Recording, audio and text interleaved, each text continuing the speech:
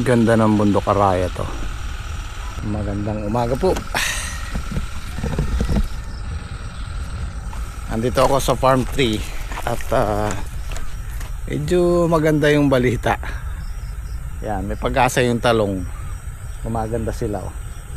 Kailangan lang patabaan. Kala ko kasi madadali sila dun sa tubig ng irrigation. Halos ilang araw din yun, 4 days na babad sa tubig yan. Pero okay naman sila oh. Medyo na-outlet lang yung pagbulas nila, yung paglaki nila, pero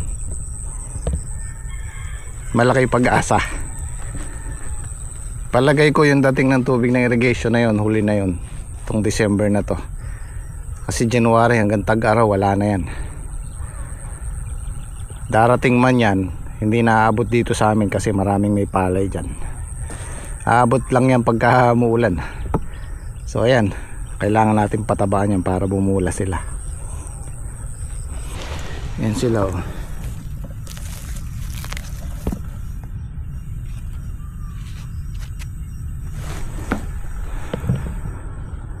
Tapos binilan ko si Edwin ng 3Gs, yung foliar. Hindi ko alam kung na-spray na niya. Sumasabay na yung damo. Papauwi ko na lang yung power tiller kay Edwin, tapos pa-power tiller na lang niya to. Okay.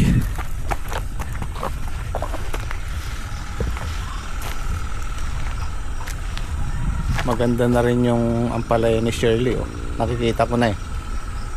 Halos mahigit sandangkal na.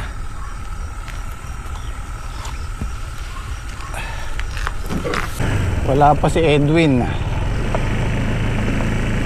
Pabibiling ko lang siya ng pataba para pag natuyo-tuyo na to, bububod na lang niya.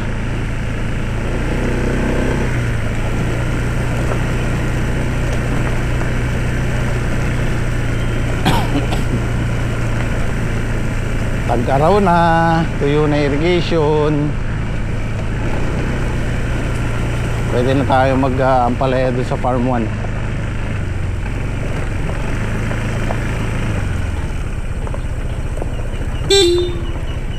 Ito kaya si Edwin, mukhang ala eh.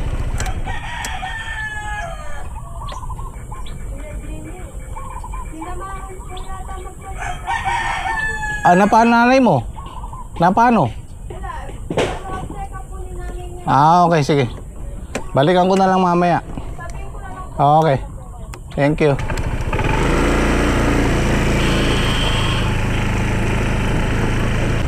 Back to normal na yung ilog, kaya malalim na.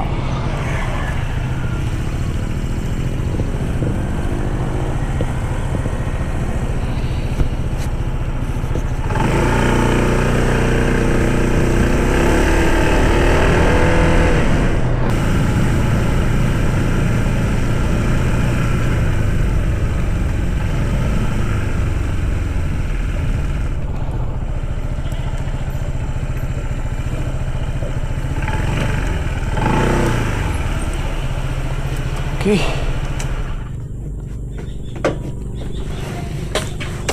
Sunod ko na yung dalawa.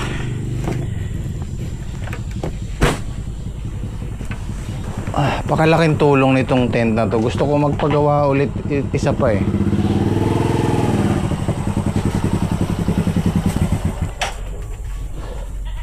Lalo na pag nag-harvest tayo dito sabay-sabay, hindi tayo kakasya dito. Si anong gumawa nito, si Tono, yung pamangking ko.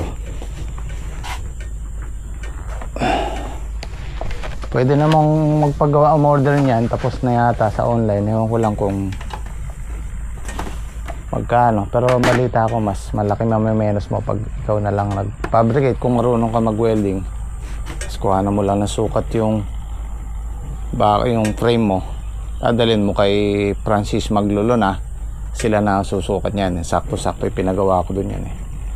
Kaya lang ito, ano to, hindi ordinaryong logo na to. Ito yung pinakamatibay na kinuha ko. May lining sa loob, may nylon, ibig sabihin matibay siya. Nasa ano to, 5,000 plus. Itong laki na to. Net yung lona lang.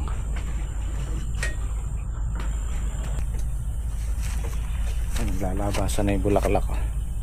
Pagka ganito kaganda yung tanim nyo, ito yung bibigay sa'yo ng reason kung para gumising ng maaga, lumusong. Kumbaga excited ka araw-araw, isipagin kang lumusong, diba? Pero hindi pa tayo sigurado dyan kasi makikita nyo na maganda, diba? Maganda yung halaman.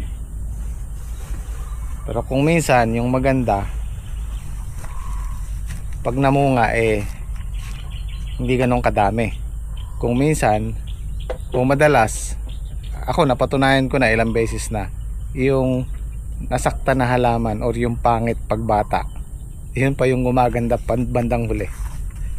Kaya dito hindi pa tayo sigurado dyan. Maganda lang siyang tingnan. Malalaan natin pagka namunga na.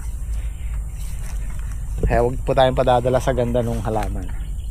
Kung minsan yung pangit pa yung kung minsan yung pangit pa yung tumatama ng presyo tsaka yung bunga. Pero para sa akin, mapabunga lang namin ng maayos to. Achievement na sa akin yun. Masaya na ako dun.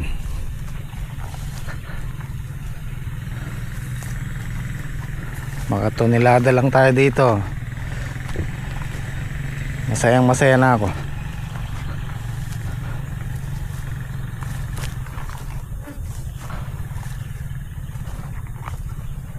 Yan o, ganda ng ganda ng dahon. Pambali na rin to yo. Bukas siguro pwede nang ibali yan, sabay-sabay. Huling bali.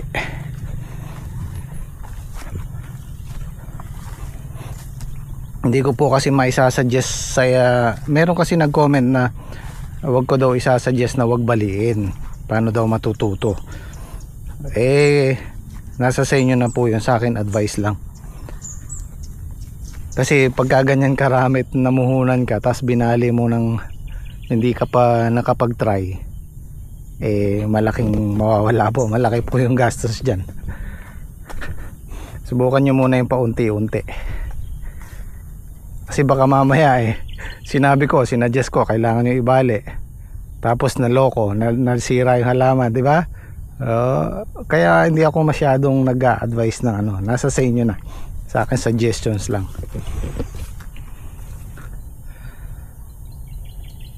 Tapos damo ang natin dyan susunod, grass cutter. Yan, hindi po tayo gagamit ng herbicide dyan. Maselan po ang ampalaya. Hindi kagaya ng talong, kasi yung talong puno yun Pwede kang mag-spray ng medyo matabang na herbicide sa pagitan. Pero ito, napakaselan po niyan. Kahit makaamoy lang yan. Although may mga herbicide na pwede sa halaman, sa mga kagaya ng interline, pero mas gugustuhin ko pa yung grass cutter na lang.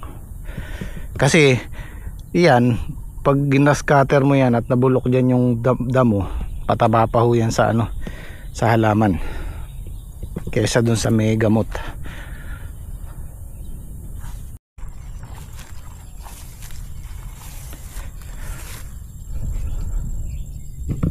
Yan malinis, walang maninira.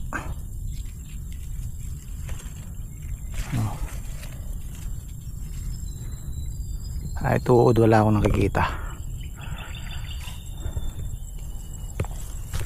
Tsaka isa pang tip, suggestions, huwag po tayo mag-i-spray sa ampalaya ng walang, kung hindi kailangan.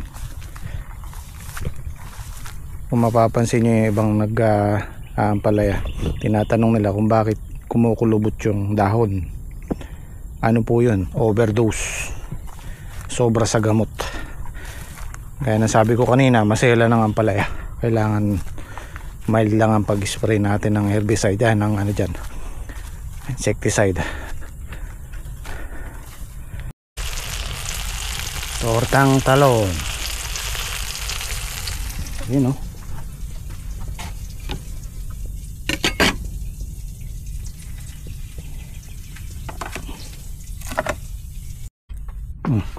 Almusal.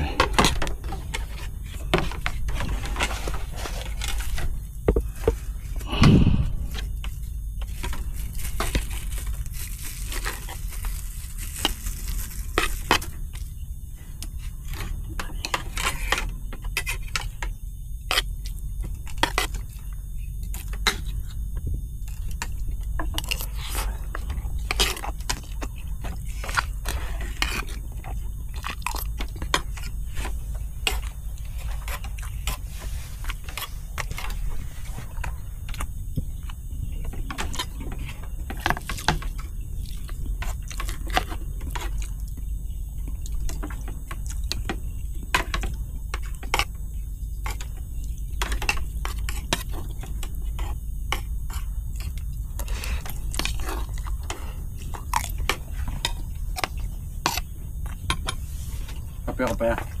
Yeah.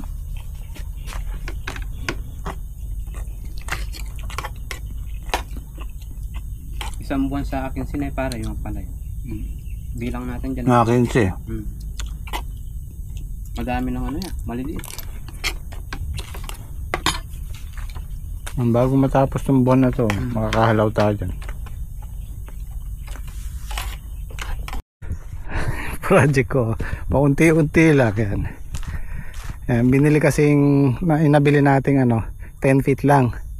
So kung 20 feet yan, magdadalawang putol yan kasi puputulin ko yan sa gitna eh. So 2 putol sana, konti na lang kulang. Anyway, kakabit ko muna tong hero pansamantala, nakabilad ako eh. Mainit.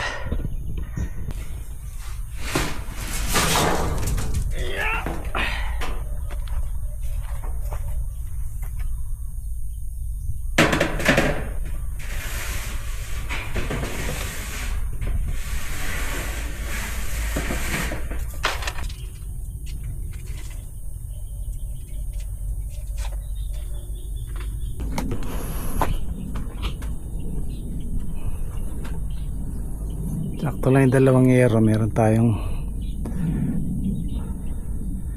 allowance na dito 1 feet 1 feet 1 foot.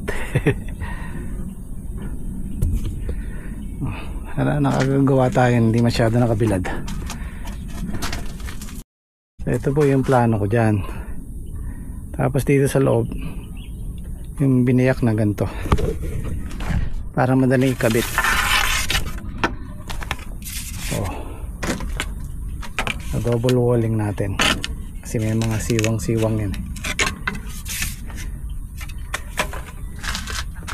Si Henyo pinapabali daw nila para humabay buhay. Okay na yung balag, okay na yung pahalang na ganon. So babali na sila dito ngayon.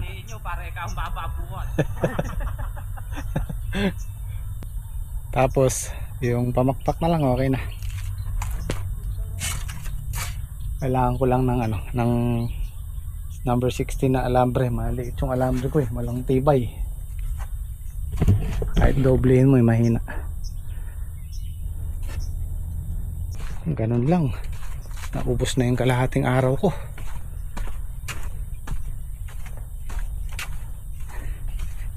Mahirap kasi yung yung tatali ka, abot mo, kuha mo, abot mo, tapos pag itatali mo yung pag ganun, kailangan may tagahawak. Doon ako nagtatagal eh. Hindi naman natin sila pwedeng istorbohin kasi nga sinisingit ko lang to. Pag okay na to, papatulong ako dito hanggang bukas. Ito guys yung mahirap hanapin, napaka-importante nito sa balag. Ito nabili namin sa San Isidro, kaya lang maiksi. Dapat nito yung doble haba nito kasi pag pinaikot mo sa Bukawi o sa Kawayan, 2 ikot lang to, mas mainam kung mas mahaba. 2 ganito kahaba. Yan, shoutout po sa mga may alam na ganito kung saan mag-o-order. Pakiano na lang po ako sa Jimmy's Fix TV o comment na lang nyo po sa baba kung saan tayo makakabili ng mas mahaba nito. Napakahusay na pantali sa balag nito. Mentras nabibilad sa araw, lalong humihigpit, hindi kagaya ng alambre. Kaya kami, bago kami maglagay ng alambre dyan, para hindi dumulas, lalagyan namin ng taling ganito. Kasi dudulas yan lalo na pag basa yung kawayan tapos natuyo, bababa po yan, luluwag. So mas mainam lagyan ng ganito. Okay naman sa sana to ayan, marami akong nabili. Ano yata yan hindi ko alam kung 5 kilo yan 5 kilo o 10. Kaya lang maiksi, pinagdudugtong pa namin. Mas mainam kung walang dugtong, mas matibay.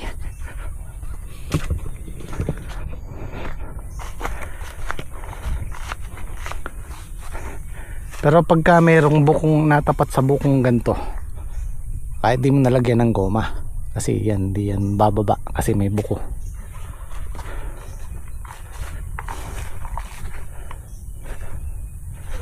Okay na yung balag natin. Ano na lang, babali na lang tayo dito kasi unang umaano to unang humahaba tong nakasilong na to. Kaya lang mas nauunang mamumunga yung nakabilad. Ayan.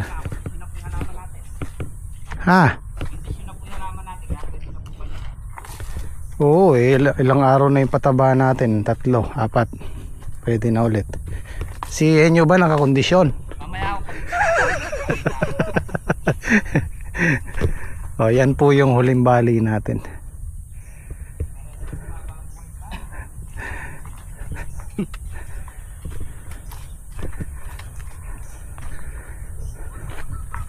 Ito po yung sinasabi ko, kung hindi namin binali yan, andito na yung sa taas.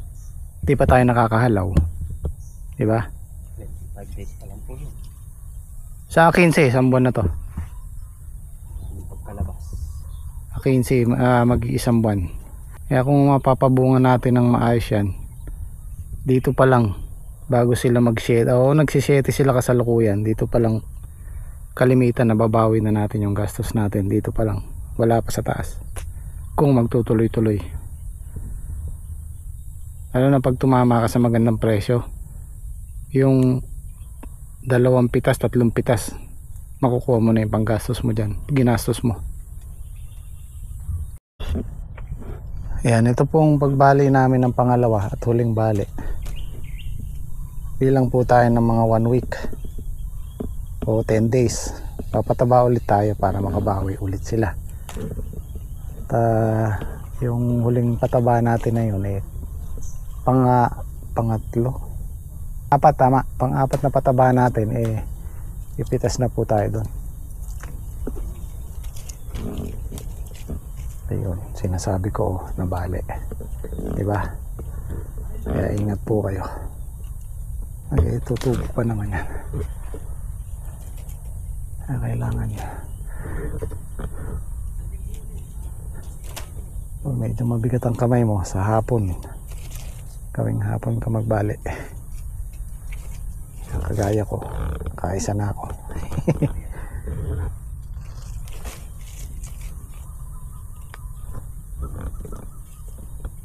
Yan, nakatalab yung pataba niyan, kaya napakalutong.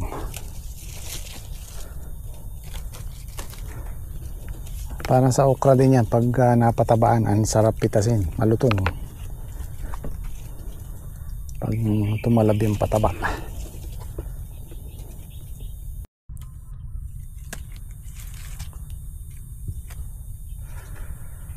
Okay. Nakikita ng mga dumadaan dito, ang kapal na ba't wala pang bunga. Tataka sila, ano pa lang po yan, 25 days pa lang po yan. Kalimitan po ng gulay, 40 days hanggang 45, hanggang 50 days. Ito 40 plus days, makakahalaw tayo dito.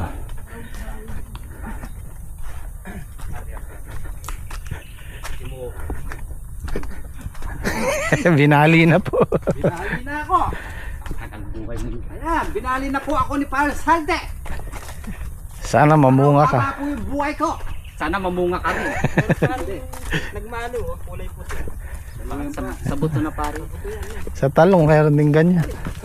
Oh! Ah.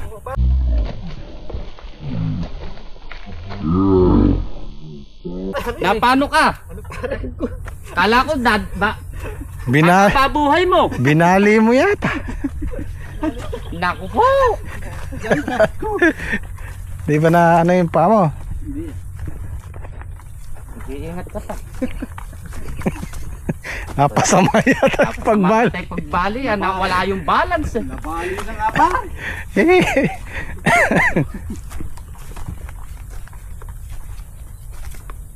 Bakang pare natin doon, lumaki na.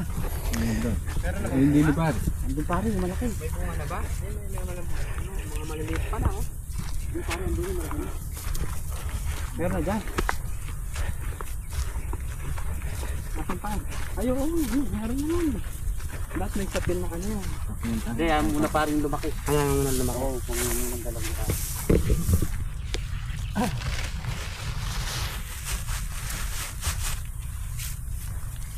Yan, literal na pakwan. Isa lang eh. Pelog na pakwa. Pwede nating ibaba ng konti nyo, ano. Di pa nakatali yan ng alambre. Goma lang tali niyan eh. Masyado siya mataas. Oh, taas ano. Mamaya titingnan ko alambre. So ito po yung huling pitas ng pupo ni Saldi, 2770 para sa Gem Squad. Gagawin na daw ni Saldi ano, 3,000 para hindi mahirap partihin. Iyon o. Merry Christmas. Oh, araw-araw Pasko. Oh, yo. Araw sahod. Oh. Thank you. Thank you pare. Pare. Mabali lang tayo pare ng maganda dyan lalo sa Ampalay. Oh. Tabi kay tatlong araw blessing. Huwag mo nabigay kay Iki yan. Wala naman. Absent naman eh. Kunyari. Kunyari nakalimutan mo. Bibigay siya kanya. Ayan po tayo.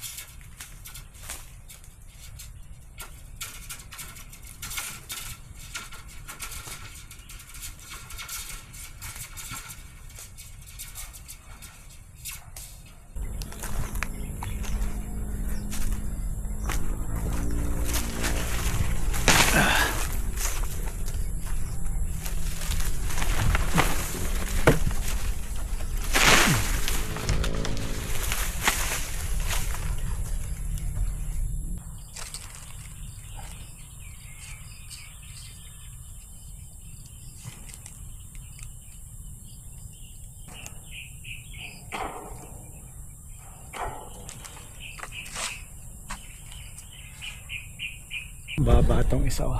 Bitin.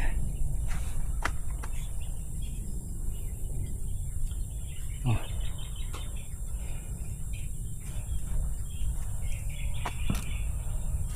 Yo! Tara na. Oh. Baling-bali na.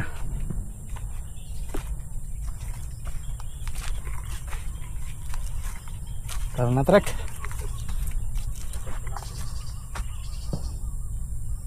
Kita tayo bukas, guys. Maraming salamat. Sergeant. Hindi makakasad sa tsenyo niya. Aabutan ng dilim. Bukas na yan. Okay.